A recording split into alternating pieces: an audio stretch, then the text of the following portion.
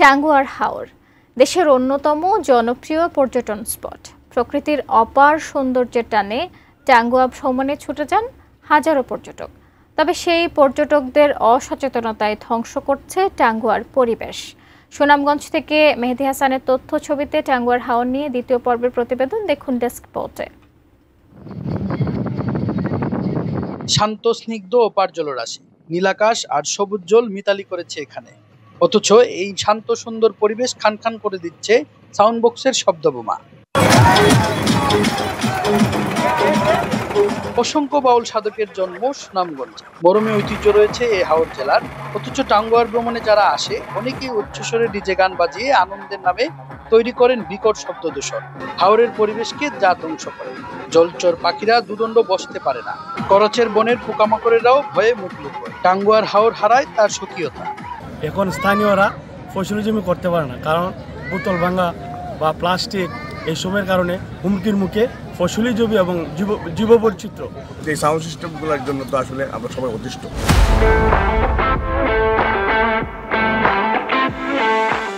একটা বাড়িতে অনেক টিচার আছে এবং রুগী আছে, এরাও খুব ছাত্ররা আছে, তারা খুব অতিষ্ঠ হয়ে যায়। এই বাজনাটা যখন বাজায় তখন রাস্তায় এই যে গাড়িতে কিন্তু মেয়ে ছেলে গেলে এরা যে একটা বঙ্গি ভাঙা দেখায়, এগুলো খুব একটা খারাপ জঘন্য তোকা। অথচ পরিবেশ সুরক্ষায় প্রশাসনের দেয়া 12 শর্ত মেনে টাঙ্গুয়া ভ্রমণে যেতে হয় পর্যটক এবং হাউসবোটগুলোকে। যেমন ডিজে সাউন্ড বা বড় সাউন্ড সিস্টেম ব্যবহার করা যাবে না, অন্য পর্যটকরা বিরক্ত হন এমন সবকিছু থেকে বিরত থাকা, কোমল পানীয়, চিপস ও প্লাস্টিক পলিথিনের প্যাকেট ফেলে পরিবেশ দূষণ না করা, কে আর তা মানে। তবে প্রশাসনের এই কর্মকর্তা বলেন, টাঙ্গুয়ার হাওর আমাদের অমূল্য সম্পদ, তাকে ধ্বংস নয়, রক্ষা করার দায়িত্ব আমাদের সবার। গতকালকে আমরা কিন্তু মোবাইল কোর্ট অভিযান পরিচালনা করেছি।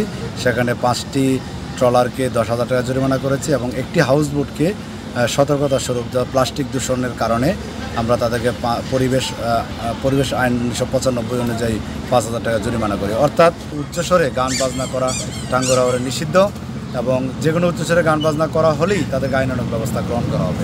হাওরের প্রতি যত্নশীল না হলে আগামীতে সেন্ট মার্টিন দ্বীপের মতো সীমিত হয়ে আসতে পারে টাঙ্গুয়া ভ্রমণ, যা কারো জন্যই সুখকর হবে না। মেহেদী হাসান, সুনামগঞ্জ।